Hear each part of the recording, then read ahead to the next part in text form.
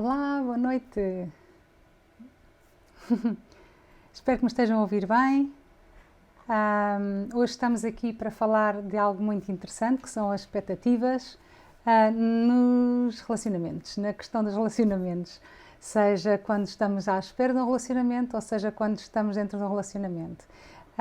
Acho que às vezes as pessoas não pensam muito bem no impacto que as expectativas têm. Eu acho que é uma temática super interessante e que nos pode evitar muitos problemas quando sabemos lidar com as expectativas, quando as conhecemos e saber fazer com elas. Então, boa noite, o meu nome é Margarida Castro, eu sou mediadora familiar, faço também mentoria para casais e sou também analista transpessoal pneuma. Acompanho individualmente também as pessoas, às vezes nos processos delas, a atingir objetivos, etc. É isso. E hoje quero falar aqui de algo em relação às expectativas, que é antes de ter um relacionamento para quem está sozinho ou sozinha, não é? Como é que podes gerir expectativas daquilo que virá lá? E também para aquelas pessoas que estão já num relacionamento, como é que as expectativas influenciam e como é que lidar com elas, pronto. E vamos falar do que são as boas expectativas, diríamos assim, as positivas e as expectativas, ou altas, não é? E as baixas, chamemos-lhe assim, pronto. Então, boa noite novamente. Aquilo que eu vou partilhar convosco é um pouco fruto da minha aprendizagem e também fruto de estudos que foram já feitos, portanto, estudos a nível psicológico, terapeutas de casais que têm trabalhado nesta área há dezenas de anos e depois também, obviamente, vamos contrapor isto com frases feitas que nós dizemos no dia a dia ou com ideias que nós temos. As expectativas parecem ser algo que as pessoas não dão muita importância. Foi interessante, ainda hoje aqui pus um post no Facebook a dizer que ia fazer este live e para perceber um pouco, gosto sempre de ter assim um bocadinho aqui o feedback e não houve assim muita reação e eu acho super interessante porque não são coisas que às vezes nos debrucemos, mas são coisas que são na nossa vida muitas das vezes os grandes sabotadores, porque as nossas expectativas fazem com que nós tenhamos ideias pré-concebidas em relação a algo, ou ilusões, ou sonhos, ou ideias sobre algo que vai acontecer e que depois, quando não acontecem, fazem-nos sentir defraudadas, não é? Pronto, então as expectativas é sempre aquilo que nós podemos esperar de que vai acontecer. Então, quando nós não temos aqui um relacionamento e temos expectativas, ou normalmente as expectativas também têm muita ligação com aquilo que nós já vivemos, com o nosso passado. Pronto. Eventualmente, se uma pessoa teve um conjunto de más experiências, aquilo que ela, infelizmente, inconscientemente vai esperar é que aconteça o mesmo. Ela pode ter a esperança que seja diferente, mas ela, se calhar, vai ter já uma expectativa baixa em relação àquilo que vai chegar, não é? Então, essa expectativa baixa faz com que a pessoa, de alguma forma, vá olhar para o futuro companheiro ou com as pessoas que vai conhecer e já não vai esperar muito, vai, diríamos assim, contentar-se com pouco. E isto é tudo muito profundo, porque pode parecer algo muito simples, mas tem tudo a ver com muitas coisas. A par disto, a par com esta ideia, vem também a ideia de que quem é que eu sou, o que é que eu quero e o que é que eu mereço e o que é que eu quero para a minha vida para a fazer crescer, não é? Independentemente daquilo que eu possa ter passado. Eu posso ter tido más experiências, mas eu sei que se calhar eu quero diferente e quero melhor. E posso ter uma atitude positiva e dizer, ok, embora eu tenha tido isto no passado, eu agora quero fazer diferente e quero melhor. Posso cair no extremo de já não quero de todo aquilo que foi do passado, então qualquer coisa que se assemelhe, que apareça do futuro, eu já não quero e se calhar fecho logo. E às vezes essas são, lá está, não é só expectativas, mas também são as projeções, as influências que nós temos daquilo que já vivemos, não é?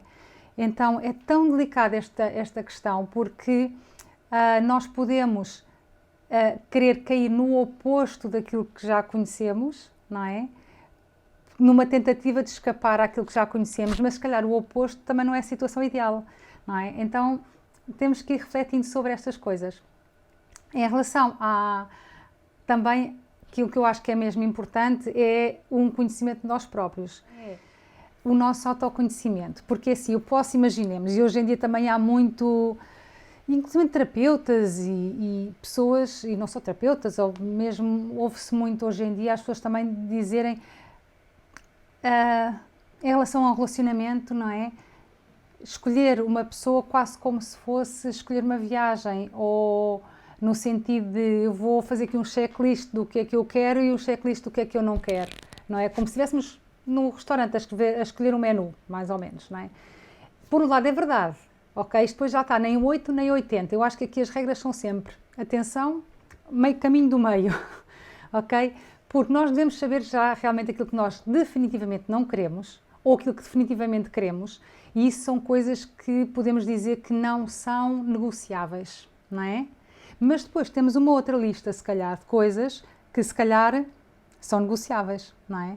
Então, quando nós conhecemos alguém e que realmente uma pessoa que se calhar nos chama a atenção, nos interessa, é importante na fase daquilo que chama-se um bocadinho a fase da corte, do enamoramento, que nós vamos podendo observar estas qualidades ou defeitos, não é? Daquilo que não queremos ou daquilo que queremos, e também ter a oportunidade de ir trocando essas ideias com a pessoa, não é?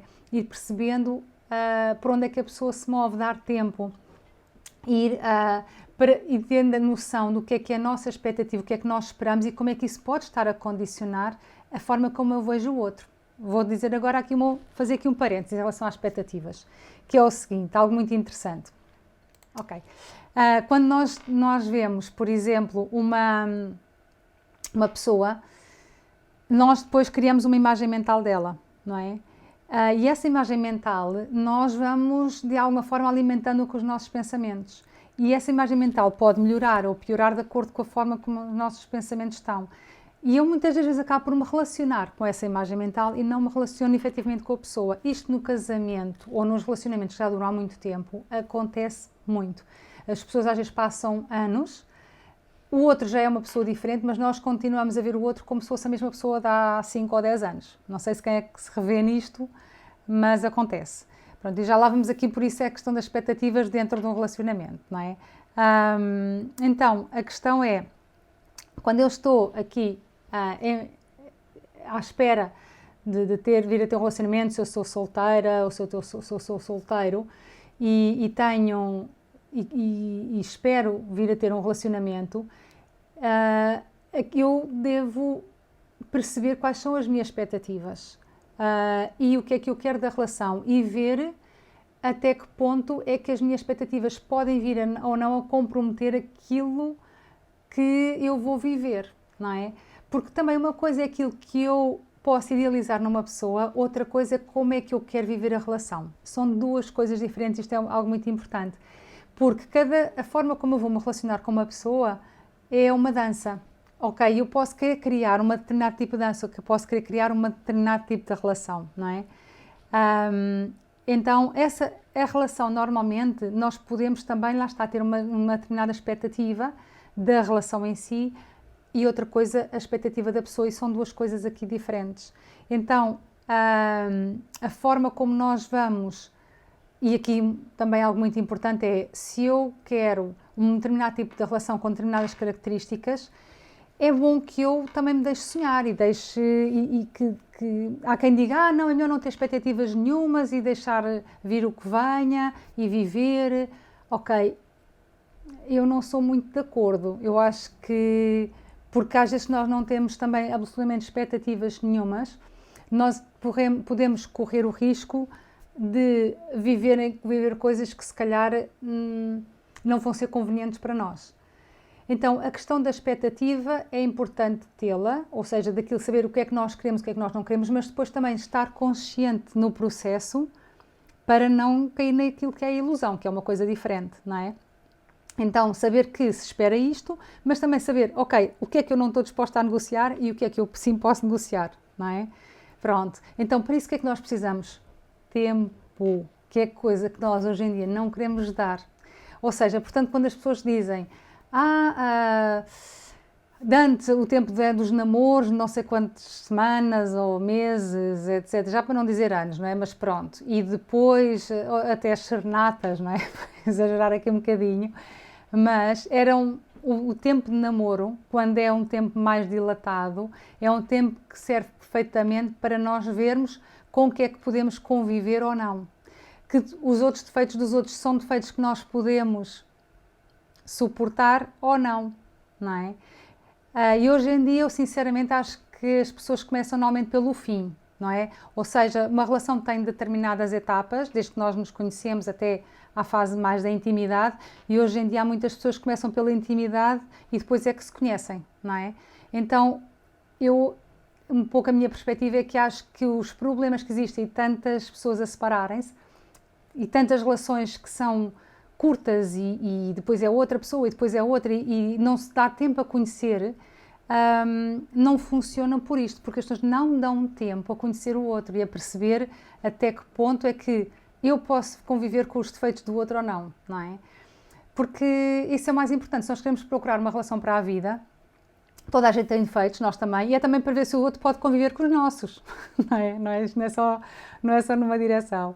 Então, eu assim posso ir com expectativas altas, mas depois vou ajustar, não é? Há coisas que eu se calhar posso lá estar a ceder, posso negociar, e há coisas que eu se calhar decididamente vou dizer eu não quero mesmo isto, não é? Ou eu quero mesmo isto. Há coisas que se calhar nós não queremos fazer concessões. Pronto, isto assim no contexto de quando estamos à espera ou em preparação para uma relação e temos a capacidade de ir podendo observar e escolher e tudo mais, não é? Mas, eu volto a dizer, neste processo o mais importante é também não pensar só naquilo que nós queremos receber, é pensar também naquilo que nós estamos capazes e queremos dar. Porque a história, por exemplo, das senhoras quererem o príncipe azul, ok, então até que ponto é que elas são princesas azuis, não é? Ou os homens a quererem, se calhar, querer uma dama ou uma senhora de determinada maneira, até que ponto é que eles também estão nesse nível, não é? Daquilo que se calhar eles querem. Portanto, aqui tem muito a ver aquilo que nós não ir procurar fora, aquilo que nós também temos que trabalhar cá dentro para poder estar ao nível, diríamos assim, daquilo e poder atrair para nós, para a nossa vida, aquilo que queremos realmente viver também, não é? Pronto, portanto, aqui nós também temos que entrar aqui num bocadinho num processo de autoconhecimento e não só ir procurar fora aquilo que nos falta cá dentro, porque isso é colocar no outro um peso demasiado grande para a nossa própria felicidade, não é? Nós não queremos que o outro seja a causa da nossa felicidade. Nós queremos que o outro venha viver a felicidade connosco, que é uma coisa diferente, ou venha construir connosco a felicidade, não é? Pronto, não seja a fonte da felicidade. A fonte de felicidade é a relação, somos nós e não é o outro. Pronto, então esse engano também acontece muitas das vezes e acho que é realmente aí onde as grandes expectativas que as pessoas têm, colocam no outro, acabam por segurar às vezes e não funcionar. Portanto, é um pouco isso. Eu não sei se entretanto tiverem perguntas ou algum comentário que queiram fazer. Eu entretanto vou falar aqui um pouco da questão das expectativas já no contexto de um relacionamento. Portanto, já quando estamos numa relação, a questão das expectativas vem não só daquilo que se calhar nós vamos esperar vir a conhecer, mas está muito relacionado com aquilo que nós temos estado a experienciar e pensamos que vai acontecer a mesma coisa. Por exemplo, quando um casal já está junto há alguns anos, a tendência é para dizer, eu já conheço o outro, não é? Pronto, eu já sei como é que o outro funciona, já sei como é que o outro reage, já estou à espera que vá ser desta ou daquela maneira, não é? Esse estar à espera, por um lado é interessante, porque, por um lado nós conhecemos a pessoa, não é? Mas, por outro lado, às vezes pode ser muito condicionador, porque não permitimos que a pessoa mude, não estamos a acompanhar a evolução e o crescimento da pessoa. E o mais natural, quando um casamento ou um relacionamento que dura bastante tempo, as pessoas têm um interesse grande por conhecer o outro, por conhecer os sonhos do outro, os desejos do outro, e quando conversam, quando se conhecem muito bem, a relação muda muito ao longo do tempo, muda muito. E as pessoas também crescem na relação. Uma relação que é boa é que as pessoas mudem na relação, não é que as pessoas se mantenham iguais durante 10 anos, não é? Uma relação funciona para ser uma mais-valia, para ser dar aqui um boost, não é? Tipo, fazer-nos crescer, estimular-nos, magnetiza-nos, faz-nos crescer, desafia-nos, não é?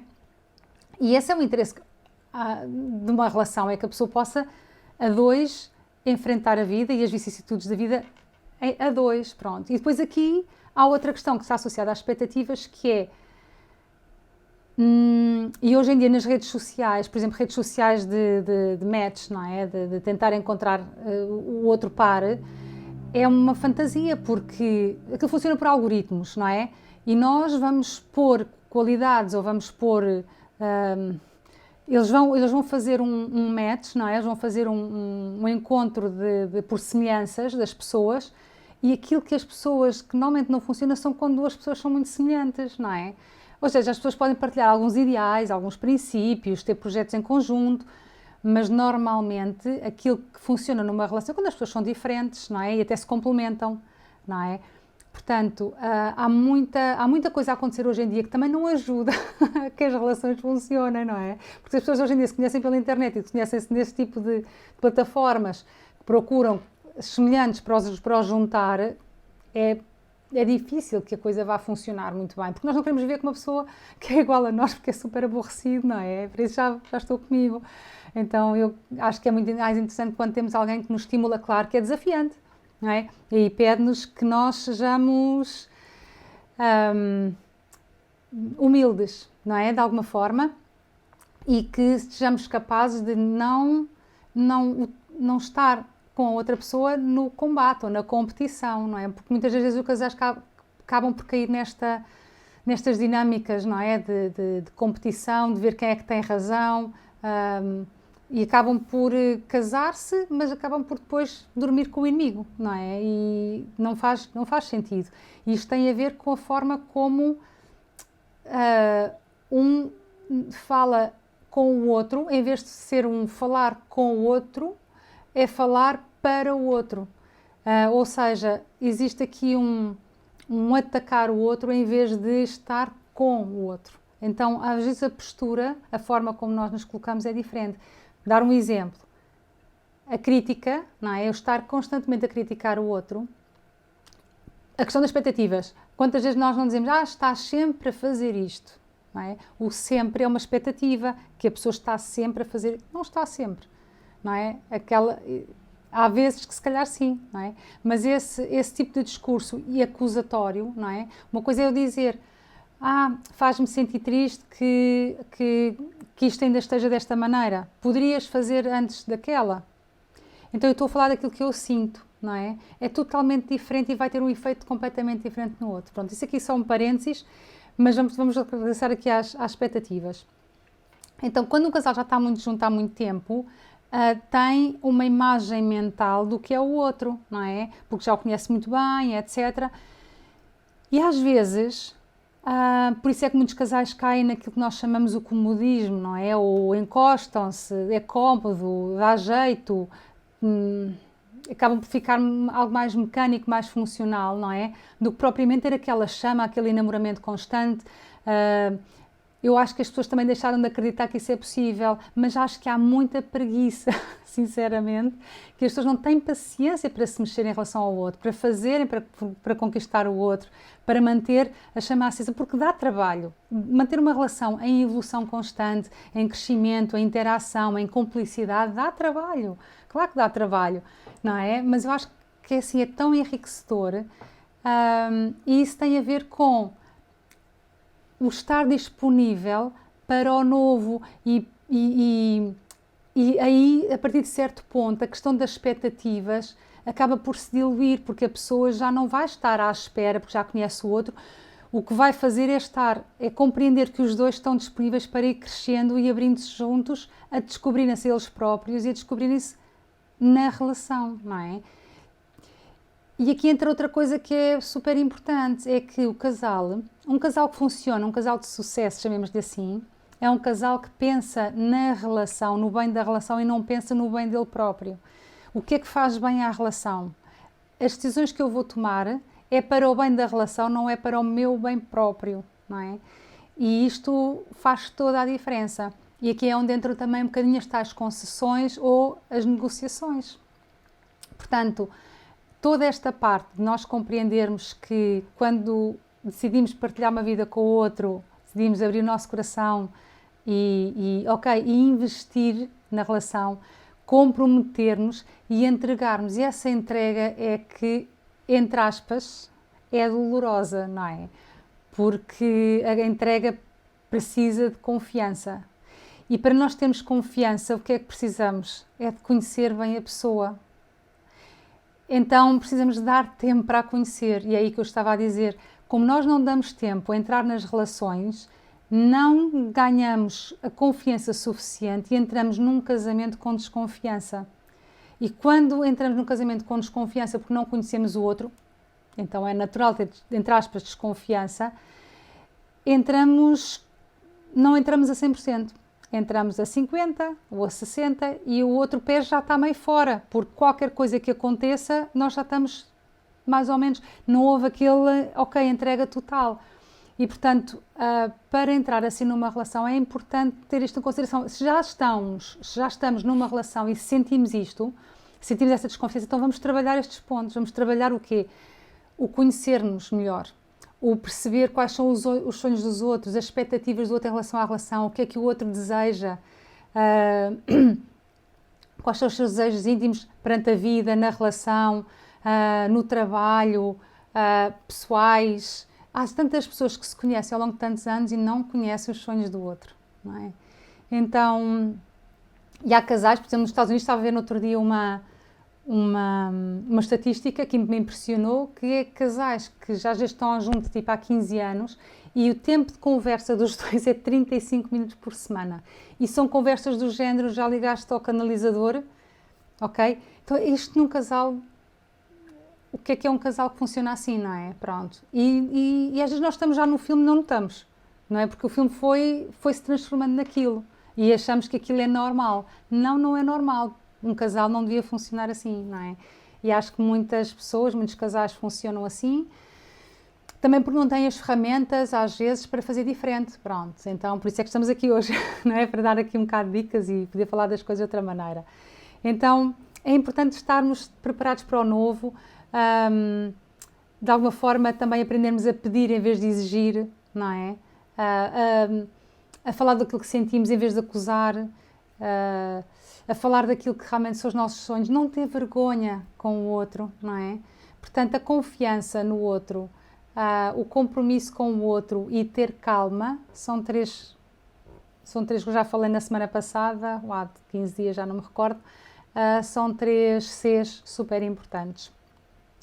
Eu não sei se, entretanto, vocês têm aqui alguma pergunta que quisessem fazer aqui em relação às expectativas. Estamos a falar, para quem chegou agora, estamos a falar naquilo que são as expectativas. Ou para quem quer construir uma relação, que expectativas é que deve ter ou não deve ter, ou como é que deve gerir as expectativas, não é? E também para quem já está numa relação, porque as expectativas são algo muito... podemos dizer que vamos colocar as expectativas como se fossem os óculos. Vamos fazer aqui uma metáfora dos óculos, não é? Pronto, eu posso ter uns óculos muito rígidos e uso sempre os mesmos, tenho as mesmas expectativas e sou rígida, não é? Sou inflexível e à luz destas expectativas vou ver tudo, então eu não vou ver a realidade, não é? Porque não consigo ver aquilo que lá está, ou vou ser demasiado exigente, não é? Por exemplo.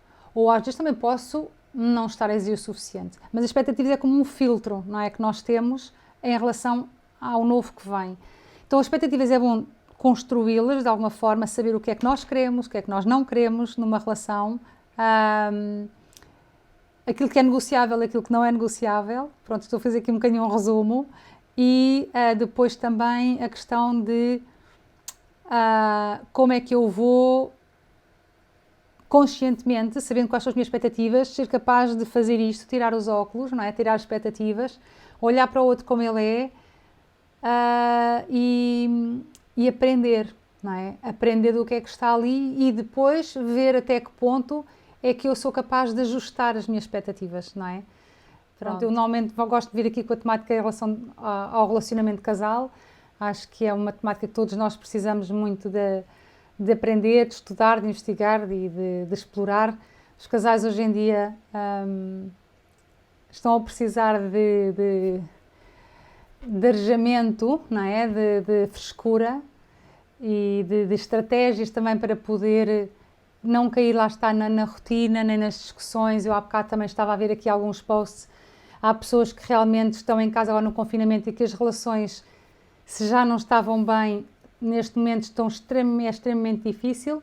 Há algumas que não, algumas que de alguma maneira foram obrigadas a ter que dar a volta, mas são menos, não é?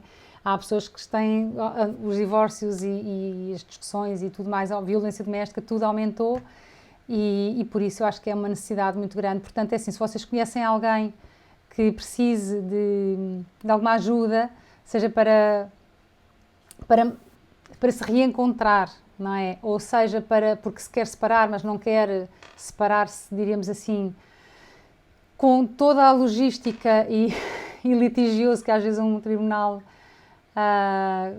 conleva, vocês contem que a mediação familiar é um processo, de alguma forma, alternativo de resolução de conflitos, também homologado pelo tribunal. Depois o acordo que é feito entre o casal é sempre homologado pelo tribunal, mas é muito mais rápido, é mais económico, tem menos efeitos colaterais porque é menos moroso e normalmente é muito mais harmonioso porque é em acordo do casal e não porque um ganha e outro perde no tribunal, não é? Pronto, por isso este é algo daquilo que eu faço e que eu acho que é muito bom que as pessoas possam, se têm que acabar uma relação, pois que terminem o mais amorosamente e mais harmoniosamente possível, para bem dos filhos, não é?